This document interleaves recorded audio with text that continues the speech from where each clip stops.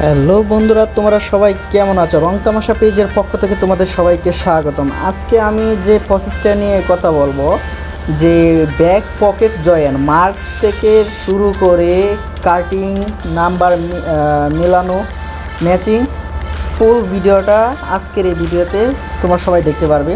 ফার্স্টে আমরা back part নেই, তারপর প্যাটার্ন অনুযায়ী মার্ক করি, ঠিক আছে, যাতে আপ ডাউন না হয় বা পকেট জয়েন্টটা সুন্দরভাবে ইজিলি জয়েন করা যায়। সেজন্য আমরা মার্কটা করি যাতে মেজারমেন্ট ঠিক থাকে। প্রত্যেকটা জিনিসেরই কিন্তু একটা মেজারমেন্ট বা চাইজ আছে।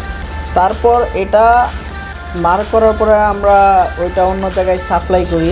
সাপ্লাই করার পর সেটা পয়েন্ট বা নাম্বার দেখে এটা পকেটের সাথে ম্যাচিং করে দেওয়া হয়, যাতে এক একটা ফেব্রিকের কিন্তু 4-5টা শেড থাকে।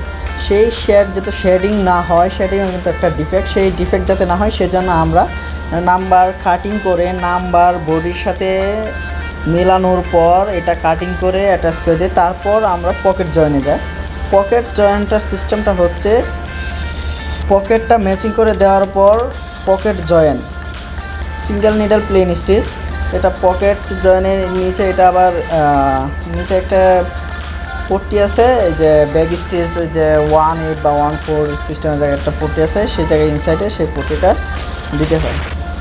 Two side pocket. ওকে, যদি এই ভিডিওটি আপনাদের ভালো লাগে অবশ্যই আমার পেজটি ফলো করে রাখবেন।